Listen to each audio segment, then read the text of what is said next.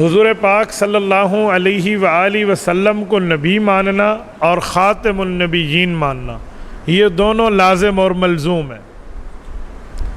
اگر رسول اللہ نبی ہیں تو ضرور خاتم النبیین ہیں۔ حضور پاک صلی اللہ علیہ وسلم کی ختم نبوت پہلے دن سے بتا دی گئی تھی کہ حضور کے بعد نیا نبی نہیں آئے گا۔ حضور اکرم صلی اللہ علیہ وسلم کا فرمان ہے، حضور اکرم صلی اللہ علیہ وسلم فرماتے ہیں اللہ پاک نے مجھے اس وقت ختم نبوت کا تاج پہنا دیا تھا ابھی حضرت آدم علیہ السلام کا وجود بن رہا تھا۔ انی عند اللہ مکتوب خاتم النبیین وَإِنَّ آدم علیہ السلام لَمُنْجَدِلٌ فِي تِینَتِهِ، ابھی ان کی خمیر کو گوندا جا رہا تھا، میں خاتم النبیین تھا۔ یہ حدیث پاک ہے، میں اس کو تھوڑا کھول کے ایک سوال کر کے سمجھانے لگا۔ جب ہم اس حدیث پاک کو پیش کرتے ہیں تو قادیانی ایک اعتراض کرتا ہے، اس اعتراض کا جواب آپ سمجھ جائیں تو اس حدیث کا مطلب سمجھ جائیں گے۔ قادیانی کہتے ہیں یہ حدیث ہم بھی مانتے ہیں، حضور اسی وقت سے خاتم النبیین ہے۔ قادیانی کہتے ہیں حضور کب سے خاتم النبیین بنے؟ ہم نے کہنا ہے جب سے آدم علیہ السلام پیدا ہوئے۔ وہ کہے گا جی بات ختم ہو گئی، آدم علیہ السلام پیدا ہوئے، نبی آئے؟ ہم کہیں گے جی آئے۔ حضور پاک کے ختم نبوت کے بعد آئے؟ ہم کہیں گے جی بعد آئے۔ تو وہ کہے گا دیکھا حضور خاتم النبیین بنے ہوئے تھے، آدم آئے، ختم نبوت میں فرق نہ آیا۔ حضرت نوح آئے، حضرت موسیٰ آئے، حضرت عیسیٰ آئے، حضرت دانیال آئے، زکریا آئے، یوسف آئے، یحییٰ آئے، موسیٰ آئے، عیسیٰ علیہ السلام آئے۔ ختم نبوت کا تاج تو حضور کو مل گیا تھا، اتنے انبیاء آتے رہے بعد میں۔ ہم کہے جی بعد میں، تو کہا ختم نبوت میں فرق نہیں آیا، تو اب حضور کے بعد ہم مرزے کو آنا مانتے ہیں، اب ختم نبوت میں فرق کیوں آ گیا؟ سوال سمجھیں اس کا، اب ذرا جواب بھی سمجھیں۔ ہمارا ذہن حاضر ہوگا تو ہمیں جواب بھی سمجھ آئے گا اور ہم جواب دے بھی سکیں گے۔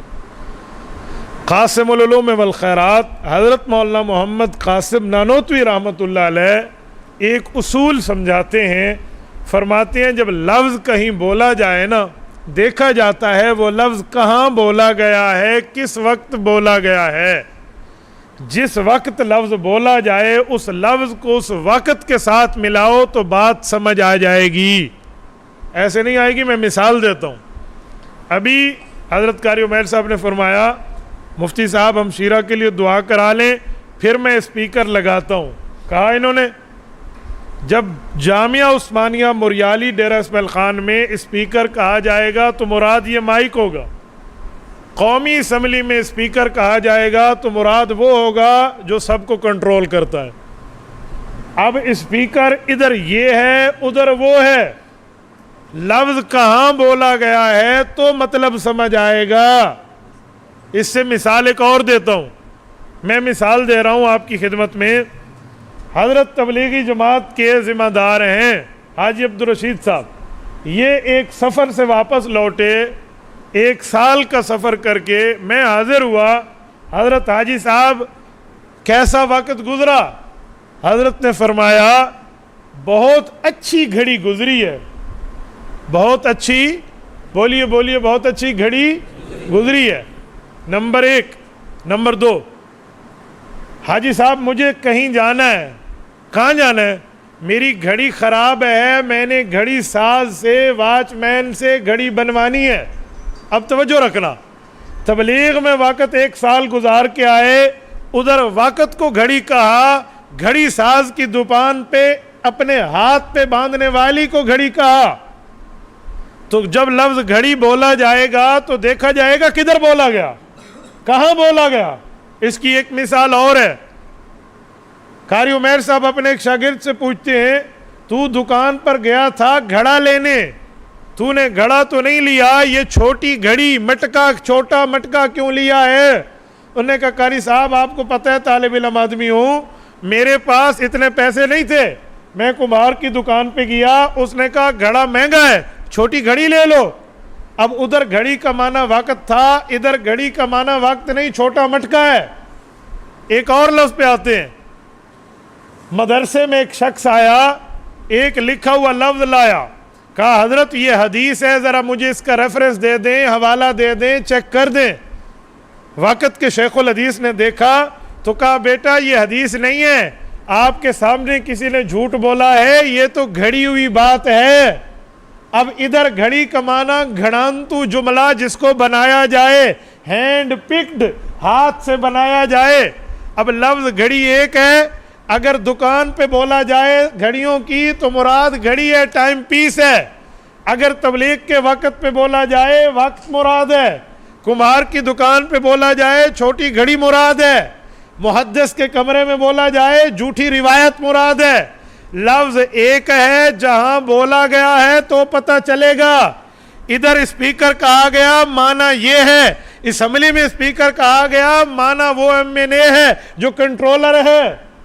حضرت نانوتوی فرماتے ہیں حضور علیہ السلام نے فرمایا میں ختم نبوت کے تاج سے سرفراز ہو گیا تھا حضرت آدم علیہ السلام کی پیدائش سے پہلے، تو جب تک حضور نہیں آئے ختم نبوت کا مطلب کیا ہے؟ جب حضور آ گئے ہیں اب ختم نبوت کا مطلب کیا ہے؟ قادیانیوں نے دھوکہ دیا، لفظ کہاں بولا گیا تھا فٹ کہاں کر دیا۔ یہاں قاری صاحب نے کہا اسپیکر لاؤ، یہ آیا، کل کوئی کہہ دے اس سے قومی اسمبلی کا اسپیکر وہ ایک قاری عمیر کے اشارے پہ آ جاتا ہے تو جھوٹ ہوگا، اس سے مراد یہ مائک تھا۔ ہم کہیں گے یہ اسپیکر کا لفظ کہاں بولا گیا، ادھر کہیں گے اسپیکر خراب ہے تو یہی، قومی اسمبلی میں کہیں گے اسپیکر خراب ہے تو اس کا معنی بددیانت ہے، لفظ دیکھا جائے گا۔ حضور پاک کی آمد سے پہلے ختم نبوت کا مطلب کچھ اور تھا، حضور کے آنے کے بعد ختم نبوت کا مطلب کچھ اور ہے۔ آپ کہیں گے کیا تھا؟ میں اب ختم نبوت کے دونوں معنی بتاتا ہوں۔ نمبر ایک، میں قاری صاحب کے پاس آیا، جامعہ عثمانیہ حضرت قاری محمد نواز رحمۃ اللہ علیہ کی یادگار ہے، آپ کے پاس کوئی مجود ہے، کوئی قاری ہے جو بچوں کو تجوید پڑھائے؟ ہمیں ضرورت ہے۔ قاری صاحب نے کہا یہ قاری لے جاؤ۔ میں نے کہا کیوں؟ اس کو قرات آتی ہے، ماہر ہے؟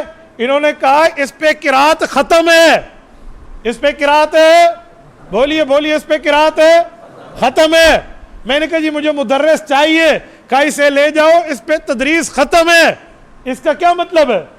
کہ جتنے رتبے تدریس کے لیے چاہیے، جتنے مرتبے قرات کے لیے چاہیے، وہ اس قاری میں پورے ہیں۔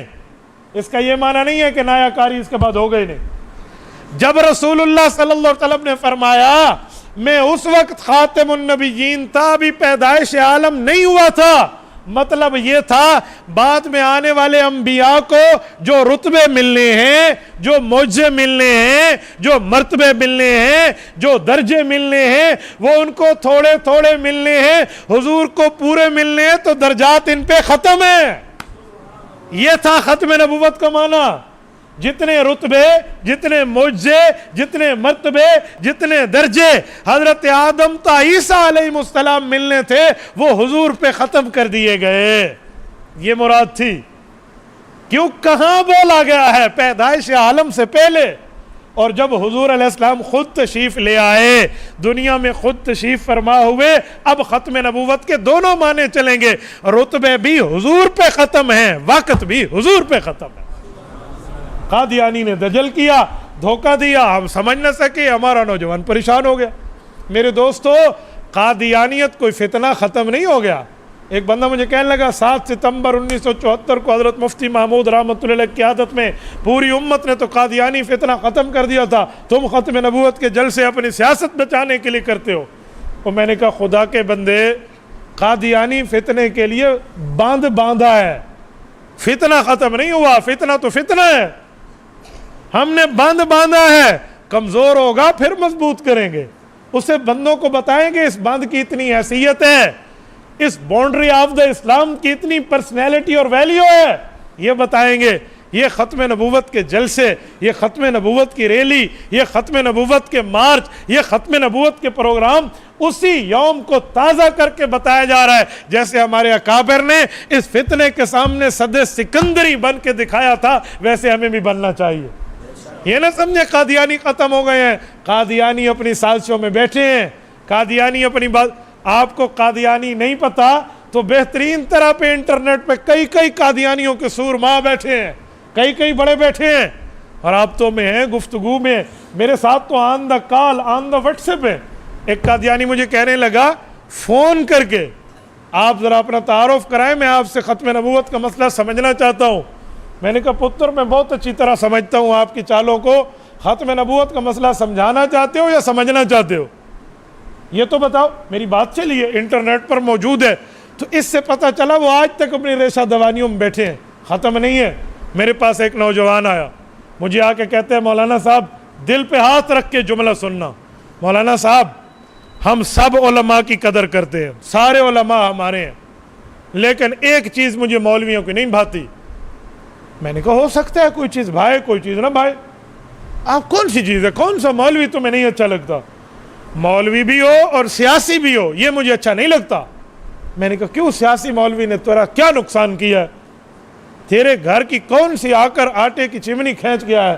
کون سا مسئلہ کیا سیاسی مولوی نے تیرے ساتھ؟ نہیں مولوی کو سیاست نہیں کرنی چاہیے۔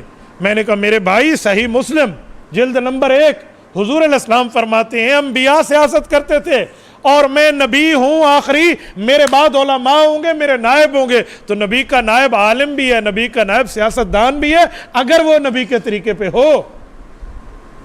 کہ نہیں ہم تبلیغی عالم مانیں گے، جہادی عالم مانیں گے، تدریسی عالم مانیں گے، قرات والا عالم مانیں گے، سیاسی نہیں مانیں گے۔ جب میں نے اس کا اندازہ لگایا، امیجن کیا کہ یہ بندہ سادہ ہے، دین کا درد رکھتا ہے، دین کا علم نہیں رکھتا، میں نے کہا میرے بھائی میں ایک جملہ کہوں، تمہیں پتہ ہے یہ سب سے پہلے کس نے کہا تھا کہ سارے علماء کی قدر کرو، سیاسی قدر نہ کرو؟ کس نے کہا تھا؟ میں نے کہا جی مجھے تو نہیں پتہ۔ میں نے کہا مجھے پتہ ہے، ہمارے بزرگ بیٹھے ہیں، انہوں نے اپنی آنکھوں سے وہ منظر دیکھا ہے جب سیاسی علماء نے قادیانیوں کو کافر اقلیت قرار اسی دن دلوایا تھا، تو قادیانی نے سوچ لیا کہ اب مقابلہ تو میں نہیں کر سکتا، یہ رہا ناک میرا مولویاں کپڑا یوں تو کپیج گیا نا، قادیانیوں کو کافر اقلیت تو قرار دلوا دیا اسمبلی میں، اب میں کیا کروں؟ اب ڈیوائیڈ اینڈ رول، میں ان کو تقسیم کروں اور اپنا کام کروں۔ انہوں نے کہا مولوی سارے اچھے ہیں، یہ سیاسی اچھے نہیں ہیں، سیاسی اچھے نہیں ہیں۔ بھائی تبلیغی عالم کا عقیدہ ہے حضور آخری نبی ہیں، جہادی عالم کا عقیدہ ہے حضور آخری نبی ہیں، تدریس والے عالم مدرس عالم کا عقیدہ حضور آخری نبی ہیں، خانقاہ میں بیٹھنے والے شیخ کا عقیدہ حضور آخری نبی ہیں، اور وہی سیاسی عالم کا عقیدہ حضور آخری نبی ہیں۔ فرق یہ ہے انہوں نے خانقاہ میں بیٹھ کے دعائیں کی، میرے مولا قادیانی فتنے کے خلاف چلنے والے علماء کی مدد کر، اس نے تبلیغ میں چل کے دعا کی اللہ علماء کی مدد کر، اس نے تدریس میں بیٹھ کے دعا کی، اس نے اسمبلی میں بیٹھ کے ان کے ناک پہ دم کیا ہے، اس کے گردن پر پاؤں رکھا ہے، بلکہ کو ان کی دم پر پاؤں رکھا ہے، اسی لیے اس نے اس کے خلاف باتیں شروع کی ہیں۔ باقی اچھے ہیں، باقی اچھے ہیں، نہیں وہ باقیوں کو بھی اچھا نہیں کہتا، باقیوں کو بھی اچھا نہیں کہتا۔ میں سمجھانے کے لیے ایک مثال دیتا ہوں، شیر نے شکار کرنا تھا، گائے کا گوشت وہ کہتا تھا بہت اچھا ہے، مجھے شکار کرنا ہے۔ گائیں رہتی تھی جنگل میں 3، ایک کالی، ایک سفید اور ایک پیلی گولڈن۔ وہ آتا، یہ گائیں 6 سینگ بن جاتے، ایک کے سر پہ 2 ہوتے، 6 سینگ جب آتے، شیر تو حیران ہو جاتا بھی یہ میں کیا کروں گا؟ ڈیوائیڈ اینڈ رول کے طرز پہ آیا، وہ گیا سفید گائے کے پاس، اسے آ کر کہا میری گائے بہن ایک بات کہوں؟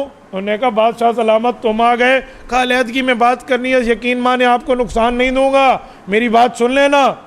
گائے نے کہا چلو ٹھیک ہے، آپ کے ساتھ ان کیمرہ میٹنگ ہے، علیحدہ بیٹھ کے بات کریں گے۔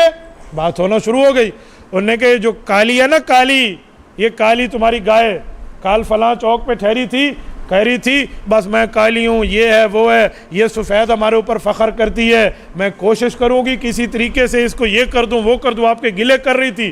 سفید نہ مانی، نہیں وہ تو میری دوست ہے، نہیں وہ آپ کو یوں کہہ رہی تھی، یوں کہہ رہی تھی۔ یار میں بادشاہ ہوں اس جنگل کا، میرا کیا روزہ روٹی کا واسطہ اسے، میں سچ بتا رہا ہوں، تم ایسا کرو اس کی کوئی جان چھڑاؤ۔ اس گائے نے کہا میں تو کچھ نہیں کر سکتی، کہا پھر ایک کام کر، اس کا ساتھ چھوڑ دے، میں اس کو کھا جاتا ہوں تاکہ تمہارا دشمن نہ ہو۔ اب جو سفید گائے ہے اس نے تصویر کا ایک رخ دیکھا، اس نے کہا شیر جیسے جنگل کے بادشاہ سے یاری بن رہی ہے میری، کال تو میں باں مار کے ٹپسا میرا شیر سنگتی ہے، اچھا میرے تعلقات برگر لیول پہ ہو رہے ہیں، اوپر والا میرے پاس آ گیا ہے، اچھا ہاں یہ تو نیچے، اس کو کیا؟ انہوں نے کہا کھا جا۔ جب کالی کو شیر کھانے آیا تو یوں آیا سینہ اٹھا کر اس کی مدد کرنے کے لیے، نہ پیلی آئی نہ کالی سفید آئی، وہ کھا گیا۔ اگلے دن کہا کہ آپ کو تو اپنے دشمنوں کا پتہ ہی نہیں ہے 2-4 دن گزرنے کے بعد. تو بھلا سوچ رہی ہے اپنا.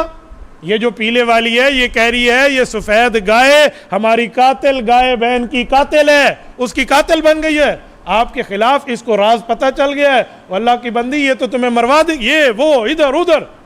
انہوں نے کہا اس کا بھی وہی علاج کر. جب پیلی کو کھا لیا اس نے, اب باری سفید کی تھی, اب باری سفید کی تھی. بکرے کی ماں کب تک خیر منائے گی, ایک دن چھری تلے آئے گی نا. اب گائے کے اوپر بھینس وہ شیر آیا اور ایسے آیا جیسے آنے کا حق ہے. ہمارا حال وہی ہے. آج ظالم شکار کرنے پہ اکٹھا نہیں آ سکتا تھا. کیوں؟ ہر مسلمان نے رسول اللہ کی ختم نبوت پر پہرا دینا اپنے ایمان کا حصہ سمجھا ہوا ہے. علماء کی قدر, علماء کا ساتھ, بلکہ اس مسلک پہ, اس بات پہ تو ہر مسلک متفق ہے, اس بات پہ تو سارے متفق تھے. لیکن اس نے کیا کیا؟ اس نے ڈیوائیڈ اینڈ رول کا کام شروع کر دیا. وہ کہنے لگا اس عالم کو تو مانو, اس کو نہ مانو, اس کو مانو جی, اس کو نہ مانو. کیوں؟ وہ سمجھتا ہے تبلیغی علماء مراکز میں بیٹھ کے دعائیں کریں گے, اسمبلی میں میرے مقابلے میں نہیں آئیں گے. ان کا کام کیا ہے؟ ان کا کام تو دین پھیلانا ہے. تدریس والا تو قرآن پڑھائے گا گھر بیٹھ کر, شیخ وہاں بیٹھ کے ذکر کرائے گا خانقاہ میں. میرے مقابلے میں جس عالم نے آنا ہے وہ سیاسی ہے. میں نے کہا بھائی یہ تو جملہ قادیانیوں کا تھا. انہوں نے کہا مفتی صاحب میری توبہ, مجھے تو نہیں پتہ, میں نے تو سمجھا یہ ہیں وہ ہیں فلاں. قادیانی یوں چلتا ہے میرے بھائی, یوں چلتا ہے. ایک قادیانی مجھے کال پہ کہنے لگا بریلوی کہتے ہیں دیوبندی ٹھیک نہیں ہے, دیوبندی کہتے ہیں بریلوی ٹھیک نہیں ہے, تو تم پہلے اپنے گھر کے جھگڑے ختم کر لو پھر ہم سے بات کرنا. میں نے کہا جی 2 جواب ہیں. نمبر 1, لاہوری مرزائی کہتے ہیں کہ جو قادیانی مرزائی ہے یہ بے ایمان ہے, اور قادیانی کہتے ہیں لاہوری فتنہ مرزائی بے ایمان ہے. وہ کہتے ہیں یہ ہمارے چندے کھا گیا چور ہے, وہ کہتے ہیں وہ چور ہے. بشیر الدین محمود کا فرقہ قادیانی کہتا ہے وہ جو تھا نا وہ حکیم نور الدین بھیروی والا فرقہ وہ غلط ہے. حکیم نور الدین بھیروی قادیانی والے کہتے ہیں بشیر الدین مردود غلط ہے. تم آپس میں طے کر لو, بعد میں ختم نبوت کی بات کرنا. مجھے کہنے لگا ہم دونوں قادیانی ٹھیک ہے آپس میں لڑتے ہیں لیکن ہمارا عقیدہ مرزا صاحب کے لیے ایک ہے. میں نے کہا بریلوی دیوبندی غیر مقلد کا آپس میں اختلاف ہوگا, تجھ کو سارے بے ایمان کہتے ہیں.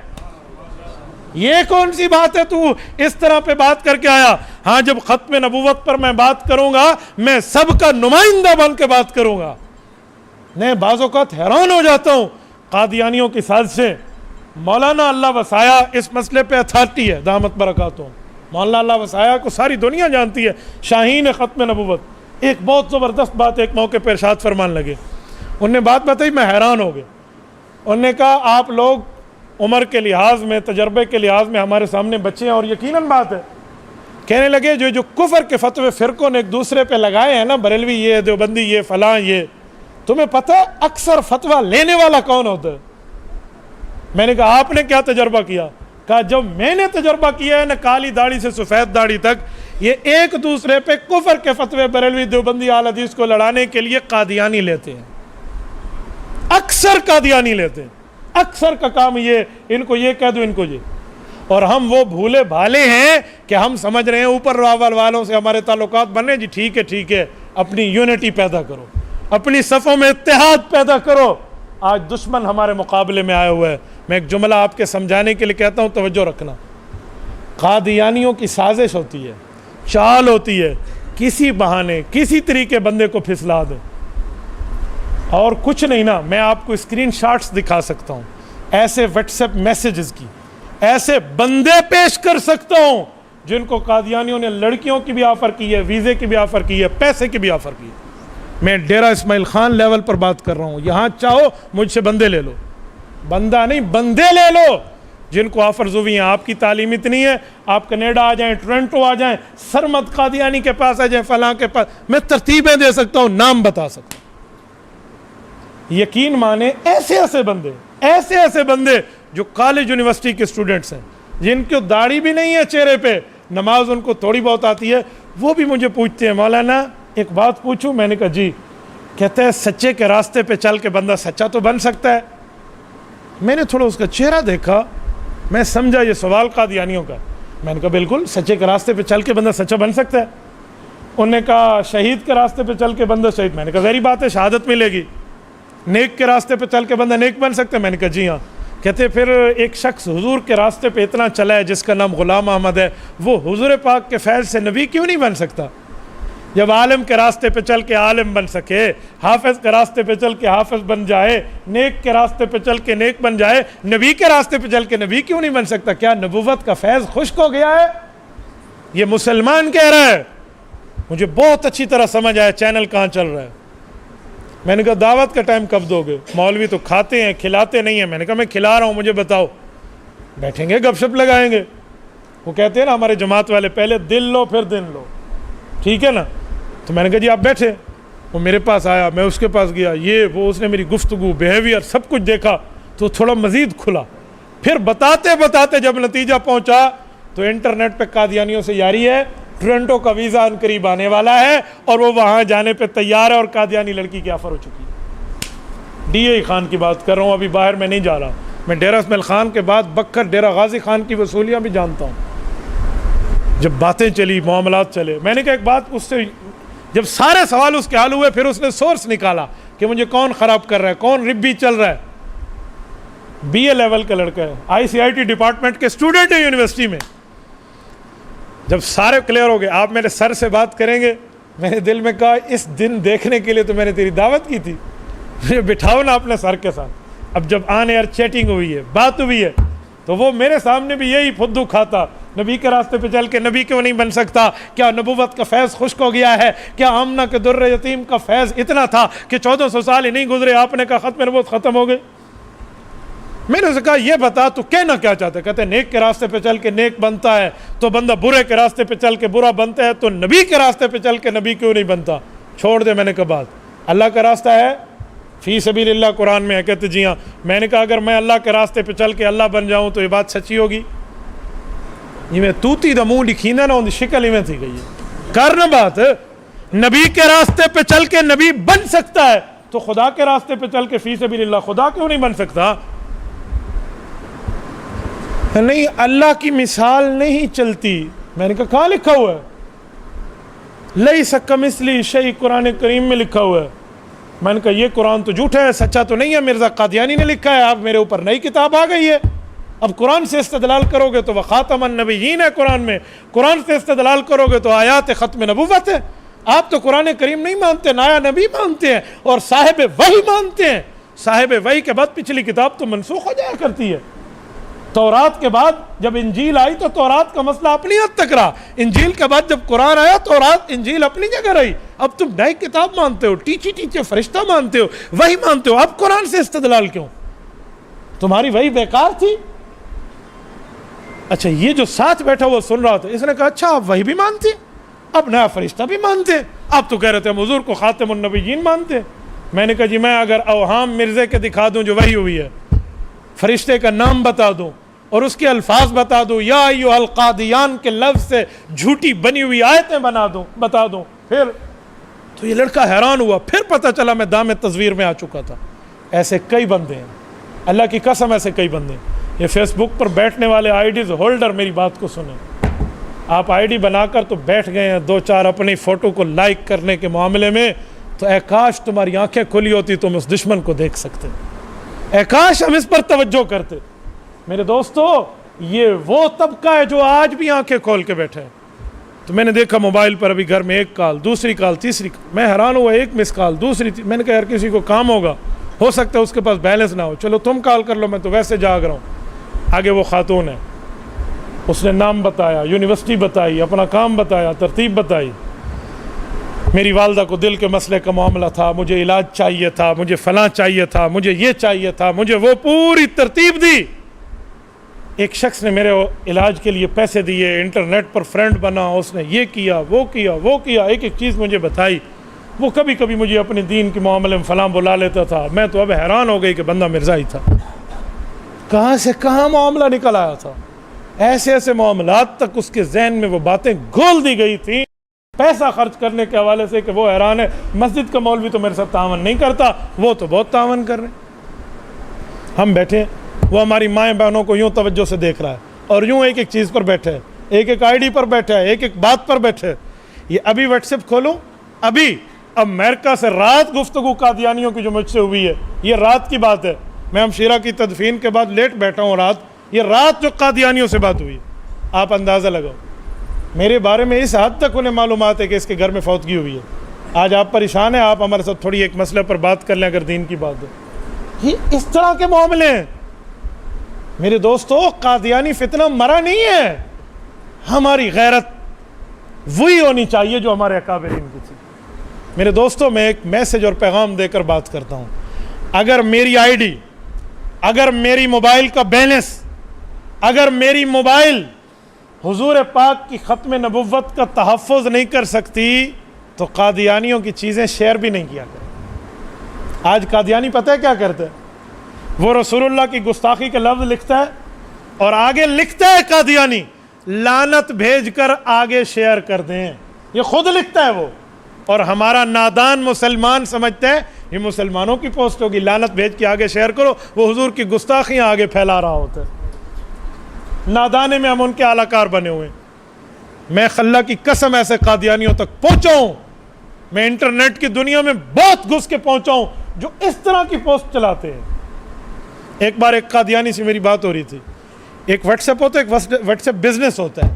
واٹس ایپ بزنس اور واٹس ایپ کے اصول کیا ہیں یہ آپ آسانی سمجھ جاتے ہیں، جو جانتے ہیں اس سے پوچھ لینا، کس کو اپنا آپ نے پکچر شو کرنی ہے کس کو نہیں کرنی۔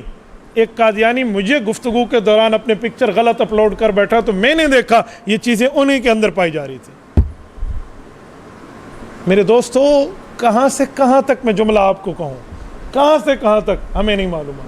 ہر بندے کو چاہیے اس نے سفارش اللہ کے رسول سے لینی ہے یا نہیں لینی۔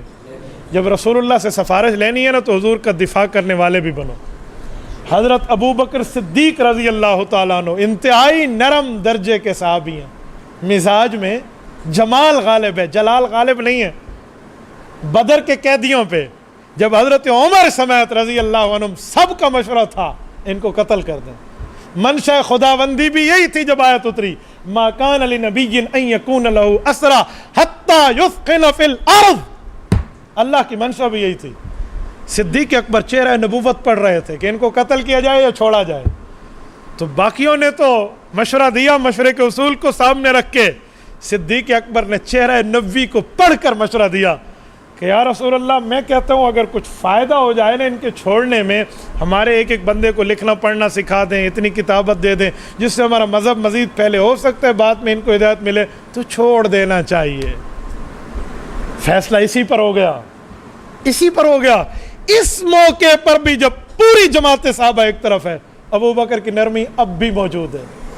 یہ ابو بکر ختم نبوت کے مسئلے پہ کیسا شیر جوان نظر آتا ہے، یہ ابو بکر صدیق۔ حضرت علی المرتضیٰ نے روکا ہے اور واسطہ سادات دے کے روکا ہے تو ابو بکر یمامہ جانے پہ رکے ہیں، ورنہ خود جا رہے تھے وہاں پر۔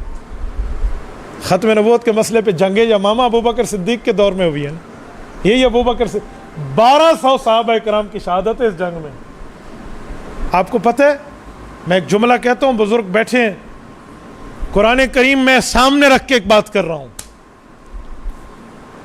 میرے دوستو رسول اللہ صلی اللہ علیہ وسلم کے 27 سال رسول اللہ کے آخری 11 سال میں جو جہادی زندگی ہے، مدنی زندگی میں، اتنے افراد شہید نہیں ہوئے جتنے ایک جنگ میں ابو بکر صدیق نے ختم نبوت پہ قربان کرا دی۔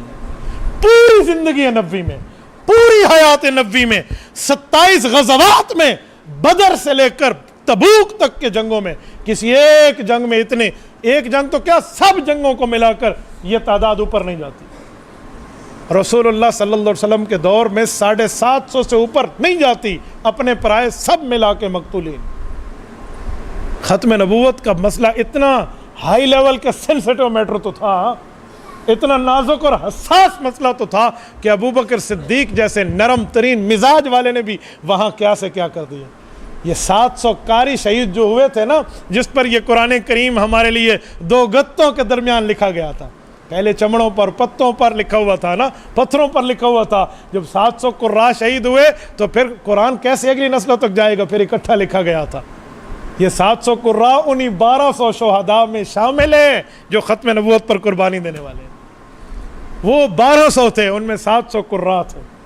میرے دوستو یہ مذاق نہیں ہے ختم نبوت کا مسئلہ. اس لیے ہر بندے کو اپنی طاقت کے حساب سے عقیدہ ختم نبوت سمجھنا اور سمجھانا چاہیے. میں ایک حدیث پاک کا ترجمہ پیش کر کے بات کلوز کرتا ہوں, توجہ رکھنا. آقا نامدار صلی اللہ علیہ وسلم نے ارشاد فرمایا, کیا ارشاد فرمایا؟ فرمایا ان مثلی و مثل الانبیاء من قبلی, میرے اور میرے پہلے انبیاء کی مثال تمہیں سمجھاؤں. صحابہ نے کہا رسول اللہ سمجھا دیں. حضور ختم نبوت کا مسئلہ سمجھا رہے ہیں. رسول اللہ صلی اللہ علیہ وسلم کی یہ ختم نبوت پہ اسپیچ ہے, حضور کی ختم نبوت پہ بیان مبارک ہے, رسول اللہ کی تقریر پیش کر رہا ہوں عقیدہ ختم نبوت پہ. صحابہ نے کہا ہم نے سننا شروع کر دیا. جی یا رسول اللہ سمجھائیں. فرمایا کمثل رجل بنا بیتا, ہماری مثال اور عقیدہ ختم نبوت سمجھنے کے لیے گھر کی تعمیر کو سمجھو. رجل بنا بیتا, ایک بندے نے گھر کی کنسٹرکشن کی, تعمیر کی, گھر بنا بنا بنا مکمل ہو گیا, خوبصورت بنا. اس میں ایک اینٹ کی جگہ خالی چھوڑ دی گئی. الا موضع لبنۃ من زاویہ, زاویہ عربی میں کہتے ہیں کونے کو, ایک کونے سے, ایک کارنر سے ایک اینٹ چھوڑ دی گئی, باقی پورا بنگلہ بن گیا. فجعل الناس یطوفون بہ, دوست آئے مبارکبادی کے لیے. گھر تو دکھاؤ, بنگلہ بنا وہ تو دکھاؤ, کوئی مٹھائی, کوئی خوشی, کوئی صحبت, کوئی معاملہ. آئے, اچھا یہ کمرہ بہت اچھا, یہ برآمدہ بہت اچھا, یہ جگہ بہت اچھی, بالکونی بہت اچھی, چھت بہت, ایک ایک جگہ تعریف تعریف تعریف کے پل باندھے گئے. وَيَتَعَجَّبُونَ لَهُ, ایک موقع پہ آ کے وہ تعجب کرنے لگے. حَلَّا وُزِيَتْ هَذِهِ اللَّبِنَا, یار سب کچھ خوبصورت, ایک جگہ پہ بات کرنے کے لیے حرف نہیں ہے, یہ ایک اینٹ آپ نے نہیں رکھی, یہ رہتی ہے. یہ سوال کیا انہوں نے. اب بتائیں اگر اینٹ وہاں لگ جائے کوئی بات رہے گی؟ بولیے بولیے. حضور نے فرمایا فَأَنَا اللَّبِنَا, وہ گھر انبیاء کا گھر تھا, سارے مبعوث ہوتے رہے, قصر نبوت بنتا رہا, بنگلہ نبوت بنتا رہا, محل نبوت بنتا رہا. الا موضع لبنۃ من زاویہ, ایک اینٹ سے مراد میری آخری نبوت کا وقت تھا جو چھوڑ دیا گیا تھا. فَأَنَا اللَّبِنَا, میری نبوت مبعوثیت پہ آئی, میں دنیا میں آیا, وہ اینٹ کی جگہ پوری ہو گئی. فَأَنَا اللَّبِنَا, یہ دور نبوت میرا ہے. وَأَنَا خَاتِمُ النَّبِيِّينَ, کہ میرے بعد کوئی نیا نبی نہیں ہے, میرے بعد کوئی نیا نبی نہیں ہے. یعنی نے ایک بار مجھ سے پوچھا حضور علیہ السلام کے بعد نبوت جاری تم بھی مانتے ہو؟ میں نے کہا جی بک بک بند کرو, ہم نہیں مانتے. عیسیٰ علیہ السلام آئیں گے؟ میں نے کہا جی آئیں گے. نبی ہوں گے؟ میں نے کہا جی نبی ہوں گے. تو جاری ہوا؟ میں نے کہا جاری کیوں ہوا؟ جاری کا معنی یہ ہے کہ جب ختم ہو جائے نیا ہے, نیا ہے, یہ جاری ہے. پچھلا نبی حضور کو امتی بن کے حضور کی مدد کے لیے آ جائے جو پہلے مبعوث ہو چکے ہیں, یہ جاری کیسے ہے؟ ختم نبوت کا مطلب ہے نیا نبی نہیں آئے گا. حضرت عیسیٰ نئے نبی ہیں, حضرت عیسیٰ اپنا دور نبوت گزار چکے ہیں, صاحب کتاب نبی ہیں, وہ رسول اللہ کی مدد کے لائیں گے. حضور کی امت کا رتبہ اتنا تھا, ان نے دعا مانگی اللہ مجھے حضور کی امت سے پیدا کر دے. رب العزت نے پیدا پہلے کیا تھا, بھیجا بعد میں, ان کی دعا قبول ہوئی ہے. اور میں ایک جملہ کہہ کر بات ختم کر رہا ہوں, توجہ رکھنا. سیدنا عیسیٰ علیہ السلام کیوں آئے ہیں؟ ختم نبوت کے لیے, حضور کی تائید کے لیے. دعائیں تو حضرت موسیٰ سے بھی ثابت ہے علیہ السلام. آئے حضرت عیسیٰ کیوں ہیں؟ قاری محمد طیب قاسمی رحمۃ اللہ علیہ, حضرت نانوتوی کے پوتے, آدھی صدی تک دارالعلوم دیوبند کے محتمم رہے ہیں. اللہ اس کی قبر پہ کروڑوں اربوں رحمتیں نازل فرمائے. آفتاب نبوت اٹھائیے, کلمات طیبات اٹھائیے. حضرت قاسم نانوتوی علوم نانوتوی میں ان کی بات قاری محمد طیب قاسمی رحمہ اللہ اپنے الفاظ میں نقل فرماتے ہیں. فرماتے ہیں حضور اور حضرت عیسیٰ کا آپس میں بڑا تعلق ہے. سورۃ مریم, سورت نمبر 19, پارہ نمبر 16. حضرت عیسیٰ علیہ السلام کی پیدائش کے وقت اللہ نے فرمایا تھا وَلِنَجْعَلَهُ آیَةً لِلنَّاسِ وَرَحْمَةً مِنَّا وَكَانَ أَمْرًا مَقْضِيًّا. مریم ڈر نہیں, فرشتہ پھونک مارے گا, تیرے پیٹ میں بچہ آئے گا. وہ بچہ وَلِنَجْعَلَهُ آیَةً لِلنَّاسِ, ہم اسے لوگوں کے سامنے ایک نشانی بنائیں گے. اللہ کی قدرت اب واضح ہوگی. وَرَحْمَةً مِنَّا, اور وہ ہماری طرف سے رحمت ہوگا, ہماری طرف سے. اور رسول اللہ کے لیے کیا فرمایا؟ سورۃ انبیاء آیت نمبر 107, پارہ نمبر 17. وَمَا أَرْسَلْنَاكَ إِلَّا رَحْمَةً لِلْعَالَمِينَ, حضور بھی رحمت للعالمین ہے. وہ بھی رحمت کی صفت سے متصف، یہ بھی رحمت کی صفت سے متصف، تو دونوں کی صفات ایک جیسی تھی، اللہ نے عیسیٰ علیہ السلام بھیجا۔ کا ایک وجہ اور بھی ہے، کا وہ کیا ہے، کا جنت میں حضرت رسول اللہ سے ایک خاتون کا نکاح ہوگا، اس کا نام حضرت مریم بنت عمران ہے رضی اللہ عنہما۔ حضرت مریم حضرت عیسیٰ علیہ السلام کی والدہ ہیں، عمران حضرت عیسیٰ علیہ السلام کے نانا جان ہیں۔ حضرت مریم کنواری رہی، کنواری حالت میں انتقال کیا۔ حضرت مریم علیہ السلام کو کل قیامت کے اندر جنت میں رسول اللہ کی ازواج مطہرات میں شامل کر کے ام المؤمنین کا درجہ اور تمغہ دیا جائے گا۔ جب والدہ کا نکاح فی المحال مستقبل میں حضرت رسول اللہ سے ہونا ہے تو حضرت رسول اللہ حضرت عیسیٰ کے بمنزلہ والد لگے، لائک فادر، بمنزلہ والد لگے، تو حضرت عیسیٰ حضور پاک کے بمنزلہ بیٹا لگے۔ جب رسول اللہ بمنزلہ والد ہیں، آخری قوم میں، آخری وقت میں، قیامت سے پہلے دجال کا فتنہ پھوٹے گا، جب بمنزلہ والد کی شریعت پہ ایک بڑا فتنہ دجال کی شکل میں حملہ آور ہوگا تو بمنزلہ بیٹا مدد کے لیے امت کی قیادت کرے گا۔ حضرت عیسیٰ علیہ السلام آئیں گے۔ کئی وجوہات اور بھی ہیں، یہ چند باتیں صرف میں نے آپ کو سمجھائی ہیں عقیدہ ختم نبوت کے تحفظ کے لیے۔ تو آپ حضرات کو بھی کوشش کرنی چاہیے کہ ختم نبوت کے تمام پروگرامز کو ہم سب مل کر کامیاب کریں گے، چلیں گے انشاءاللہ۔ پشاور کے معاملات کی ضرور دعوت چلائیں، خصوصی کوئی خاص طور پہ مجبوری ہے، کوئی نہیں جا سکتا تو دعوت کا حصہ وہ بھی ڈالیں، ہم رسول اللہ صلی اللہ علیہ وسلم کل قیامت میں منہ دکھا سکیں۔ ٹھیک ہے، اللہ آپ کو اور ہمیں صراط مستقیم عطا فرمائے۔